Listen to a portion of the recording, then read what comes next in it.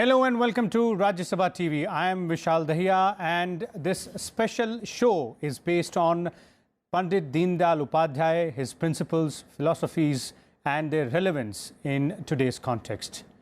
The nation is commemorating the birth centenary of Pandit Deendayal Upadhyay, who was one of the founders of Bharatiya Jansangh, which later became the Bharatiya Janata Party. He has been the source of ideological guidance and moral inspiration for BJP since its inception.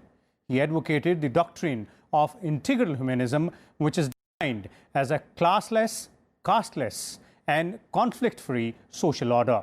It talks about the integration of indigenous Indian culture with the social, political, and economic fabric of the nation.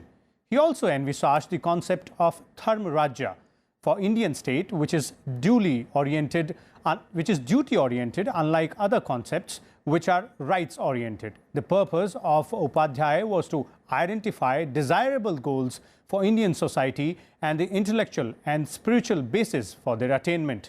His philosophy has remained largely undebated, and for a discussion on his principles and their relevance in present day, we have with us today in the studio a panel of distinguished guests. Let me introduce you to them, starting with Professor Rajveer Sharma, renowned RSS thinker. We also have with us Mr. Bikramjit Banerjee, is a senior fellow of Shyama Prasad Mukherjee Research Foundation. And we are also joined by senior journalist Mr. Neerja Chaudhary. Welcome all of you. Let me begin with you, Professor Sharma. If since, as I have said, and I hope everybody would agree, that there has not been much debate and discussion on the philosophy and principles of Pandit Deendayal Upadhyay, what or how would you define integral humanism, the main basic philosophy which he propounded? Well, Mr. Vishal, I think you have raised a very important question right in the very beginning as to the lack of the kind of attention and research which in fact was required to go into the thoughts of many the heroes of India, including Pandit Deendayal Upadhyay. I don't want to go into the reasons as to why they were neglected, but at the same time I think I would say that Pandit Deendayal Upadhyay was the person who led the kind of pathways for many people to follow if we really want to succeed as a nation, if we want to succeed as a democracy, if we want to succeed as a society.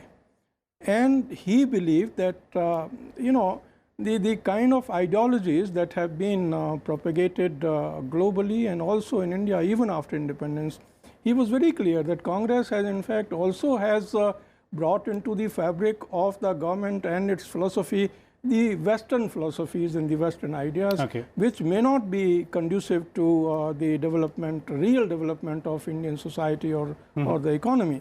He believed that the society cannot be seen in segments. Society cannot be seen in terms of the units separately from each other, as is the philosophy of the West. Like, for example, the capitalist ideology or the socialist ideology. He said he was not opposed to any ideology, but the fact of the matter is that no society can develop on the foundations of conflict. Okay, let me bring in Banerjee out here, because you made a very important point. Mr. Banerjee, one important point which you made is that the Western philosophy, which it has been rather seen as being propagated by the Congress leaders post-independence, although they would contest it, that it is not what they are propagating. But, the research, whatever it has been done and which has been talked about, Upadhyay's integral humanism, he doesn't seem to be completely against the Western concepts. He seems to be talking about the amalgamation of the Western science and Western philosophy as per the Indian standards. So what is he trying to say and achieve from it? I think the crucial thing what he wants to say, and this is something which we need to discuss because this is becoming more and more relevant to us today, is he is of the view that Western philosophy as we know it today, Western political philosophy, whether it be the socialist model or whether it be the capitalist model, has failed. And the communist model as well. And that's what socialist, communist and capitalist model has failed. And he says to prosper in India, for a political philosophy to be applicable in India, you need it with unique Indian characteristics. And he formulated integral humanism as an Indian political philosophy, taking into account the huge Indian cultural background which feeds into Indian politics. Okay, let me bring in Ms. Banerjee, Ms. Chaudhary out here. I'm sorry. The point is, there seems to be a conflict. The propagators of Deen Dayal Upadhyay's philosophy say that he's been overlooked over the years, and what he's been talking about is something which is integral to the Indian culture, and this is the only way which can put the country on the path of development. A view which has been countered by the other thought which has been led by the Congress party since independence. Do you see a stark difference between what both are saying, or is there a meeting ground somewhere? Because it's ultimately about the development of the nation, the propagation of Indian culture. I would say two things here. One, that Mr. Deen Dayal Upadhyay was a mentor to a large number of BJP leaders as we have seen them evolve. He was also the founder of the party, and they're concluding today the centenary celebration of his 100 years. And therefore, and the BJP is in power, the Sangh Parivar is in power, and therefore for the country to know what he stood for, it's a very good debate to kick off. Okay. Particularly if you say that, there has been a certain kind of ideological framework that has dominated our politics and society for the last many decades. Now there is a new group that has come to power. They represent you see, for the moment we think of it as Hindutva. But other underpinnings, ideological, value system-wise, of that philosophy. I think there needs to be greater debate, jo adan pradan, that we talk about on this, and the country needs to know. As far as, of course, at the popular level, one identifies him as somebody who said the last man, like Gandhiji. Okay. Wipe off the tears of the last man. So whatever we do through your politics, through your governance, must actually target that. That's what the core of the integral humanism is. That's right. But the integral humanism, I think, goes beyond that we need to understand. But I would say, you say, is there anything common between is there a meeting ground somewhere? Meeting ground. I think there should be a meeting ground because India has always stood for the middle path. This thing that was said, let all the winds of different civilizations blow through your land and yet not be blown off it, and you choose the best out of it. So while you attack the dialectical materialism of communism or materialism of capitalism, you find your own essential, quintessential Indian model, which is best suited to it. That exercise, I think, we should absolutely undertake, and undertake with a completely open mind, that in 2017, this is where we stand. Let's look at how we are doing in all realms. Okay.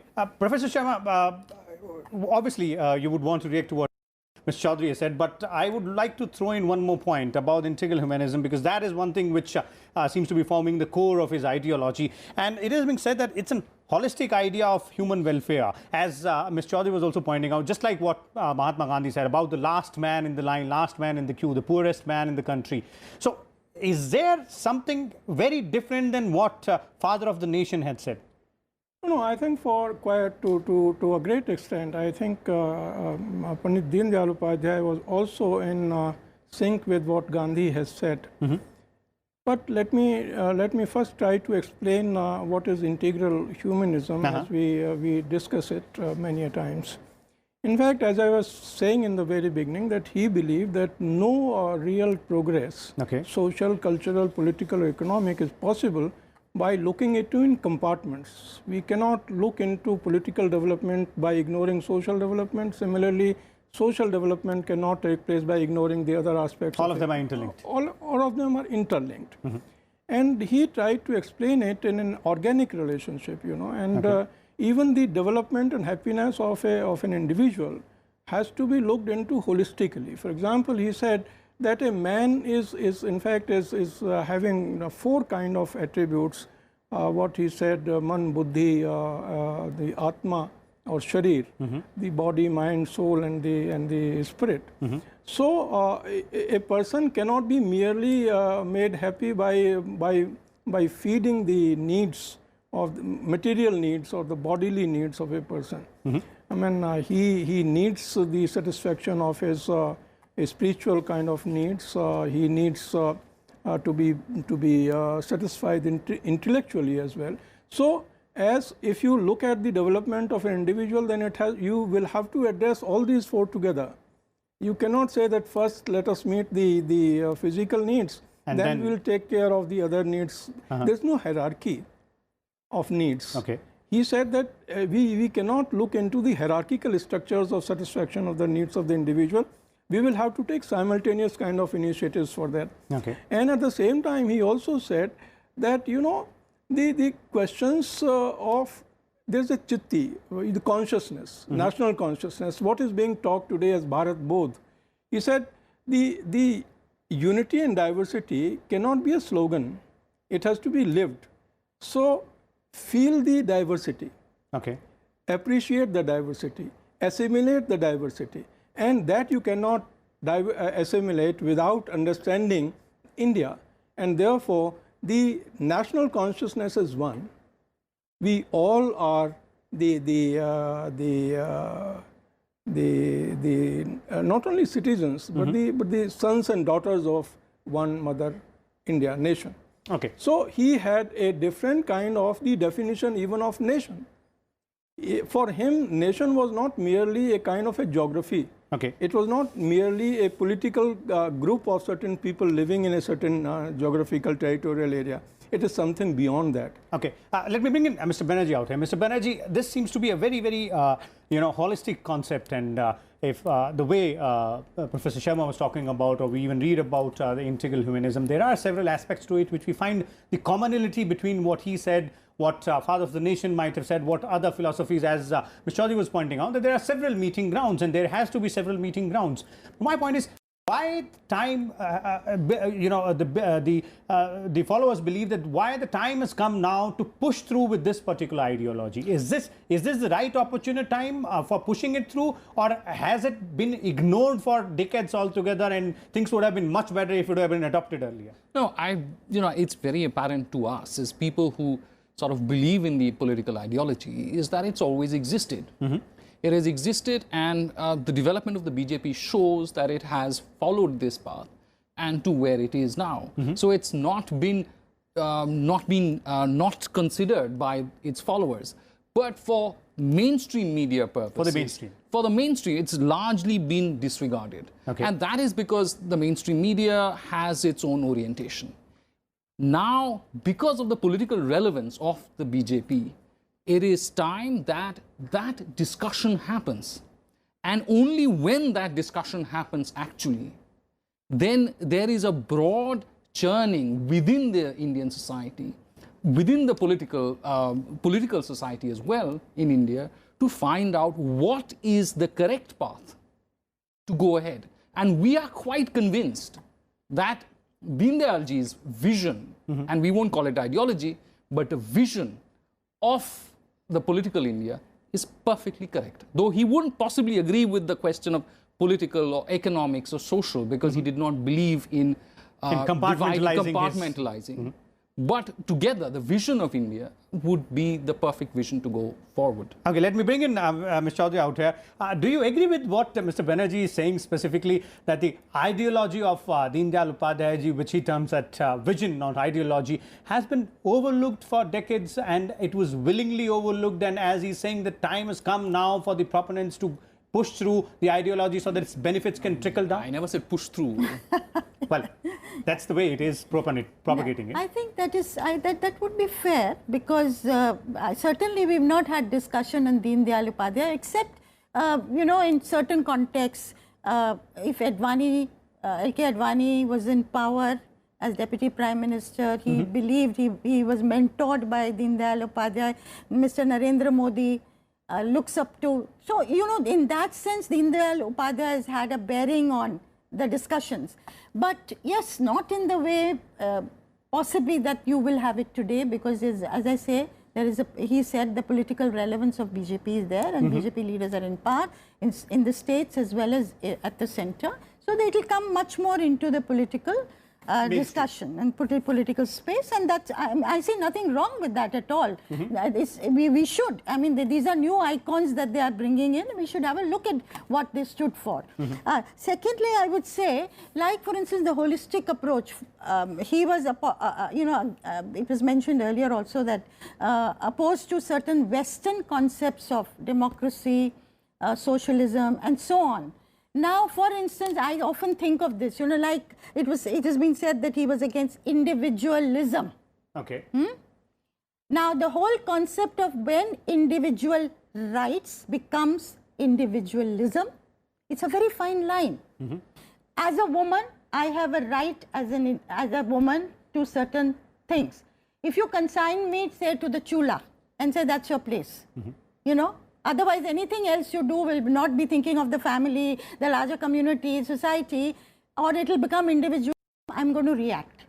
If you say, I have a role, don't be selfish only about yourself. Think of the larger good also, but your individual right as a human being, as a citizen, is going to be protected to be able to realize your fullest potential. Okay. So this, I say, is a very fine line which has to be... Very fine line which has to be kept in mind. Yes, kept in mind, and through the discussions, all these things will come to the fore. Okay, let me bring in Professor Sharma here, and I guess where Ms. Chaudhary is left is finally attuned with the other concept which was given by Pandit Upadhyay, that is the Dharma Rajya, as in it's about duties, it's not only about rights. Do you see there is a confrontation? Ms. Chaudhary has made a very pertinent kind of an observation, and I agree with her in so far as the line between individual and individualism is concerned. In fact, even Pandit Deendayal Upadhyay never said that individuals should have no rights. He said that, there's an organic relationship between individual and the society. There has to be a coordination between the common good and the individual kind of goals. Individual goals should be sacrificed for the sake of the social goals, the community goals, as community goals could be sacrificed for the goals of the nation. And nation is a broader part of the globe, and it is from there that Vasudhaiva Kutumbakam, in fact, emanated as a philosophy of or culture of India. And he drew the inspiration from such kind of cultural prescriptions that we believed in Vasudhaiva Kutumbakam. We believed that Sarve Bhavantu Sukhna. Now, Sarve Bhavantu Sukhna cannot be realized unless we are prepared to care for others. So there have to be some sacrifices made in order to keep. And at the same time, I would just like to make, sir, one more observation that Pandit Deendayal Upadhyay was never in favor of political untouchability. And he was not, in fact, in favor of stopping dialogue with others. Rather, you can say that when in 1967, the Congress was defeated in almost half of the states of the Union, he was the person who said, all right, we should join together. And Jansangh became a part of several combinations in which even the opponents like communists were the part of those coalitions. They were coalitions at that time. So the question of dialogue, interactions, understandings, he was not opposed to it. What he was saying is that we must Indianize the Western and we must Westernize the Indian. And therefore, what is good for us, even if it is coming from outside, we should not oppose that kind of a thing. But he believed that democracy cannot survive in the absence of social democracy. The Antyodaya, what he talked about was that until unless that is what Gandhi also said. And he said Antyodaya means the person who is last in the queue must be taken care of. And therefore, for that, even those who are gifted by God in terms of the richness of resources must sacrifice for the common man. Okay, let me bring in Mr. Banerjee again, and this time on the issue of the concept of Dharma Rajya. As I was pointing out earlier, this concept basically says that it should be duty-based, not only rights-based. Now, we've seen how in politics also during the previous elections as well, there was criticism from the ruling party, of the erstwhile ruling party, how the rights-based mechanism had been pushed through.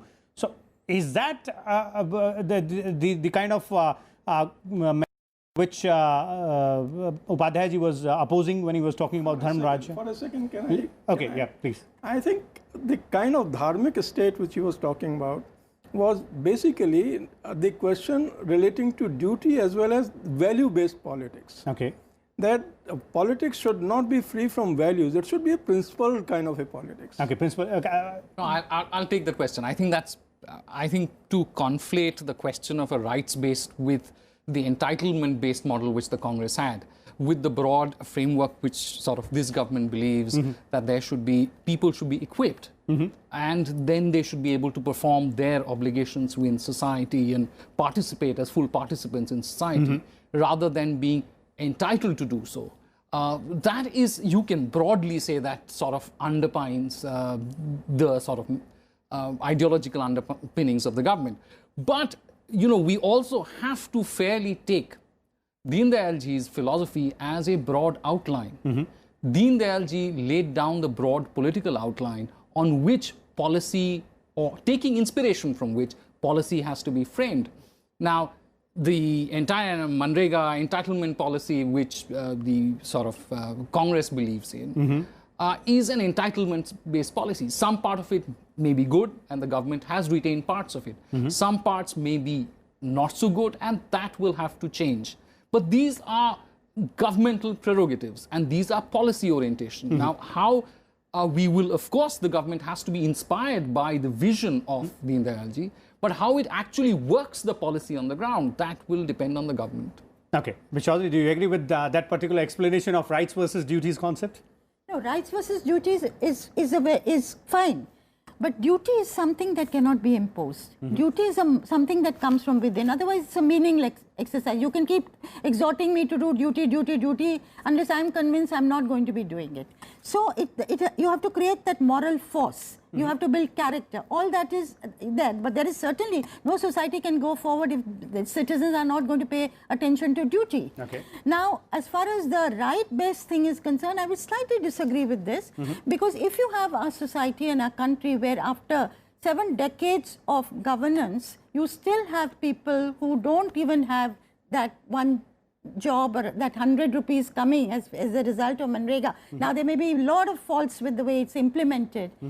Or you have tribal girls, Dalit girls, minority girls, probably the largest group of illiterate girls in the entire world, even today. Then should you not think of right to education? Okay. If your state has provided this, has moved, you know, meaningfully to provide this, I would say forget entitlement and rights. Okay. But till it does, surely these people, you know, if we are to reach Antyodaya, these people have to be given their basic rights. You have to ensure that either this way or that way. You cannot have, you know, as they say, an India and a large, vast Bharat below it. Okay, we're running short of time. Let's take one quick comment and concluding one, starting from Professor Rajveer here. Neoliberalism age, this is what it is being talked about. And how do you look at the achievables with respect to the philosophy, vision of Pandit Deen Dayal Upadhyay? I think this is Pandit Deen Dayal Upadhyay is the only answer to the scene emerging out of the neoliberalism. And he believed that somewhere you have to work for the welfare of those who have been deprived or who have been exploited or who doesn't have the opportunity to grow, with the help of the state. But at the same time, there must be some kind of the freedom, decentralization of power, both socially, economically, and otherwise. Unless we decentralize, unless we proceed on Swadeshi. Swadeshi does not mean merely our goods. Make in India is a part of Swadeshi. So therefore, let us adopt certain values which promote the Indian interest. Integration of the Indian interest along with modern technology. In a cumulative way. Okay. Mr. Banerjee? No, you know, I think Deen Dayal ji a number of times said that you can't get rid of the past. We are all inheritors of the past. And, you know, we have to take into account what is happening. But he was against the rampant individualism which underpins neoliberalism. And to that extent, there is a clear line drawn. Okay. Ms. Chaudhary, final 30 seconds. Do you believe this happening in this particular age? I think, you know, the most relevant thing that he has said is on Antyodaya. And I think, as I said earlier, if 70 years down the line, more than 70 years down the line, we still have not been able to do that, then shame on us. Then we've got to think afresh, and I'm all for, you know, opening up, as they say, the Pandora's box and looking at why have we not done And it. starting from the scratch. So clearly it seems Pandit Deen Dayal Upadhyay's philosophy and vision of Antyodaya, of integral humanism and Dharm Rajya are concepts which, if imbibed properly and integrated properly with our values, with our cultures and with our needs in this neoliberal era, we should be able to achieve what we are missing at this point in time. We'll come back again with a different topic and different sets of guests. Till then, keep watching Rajya Sabha Television.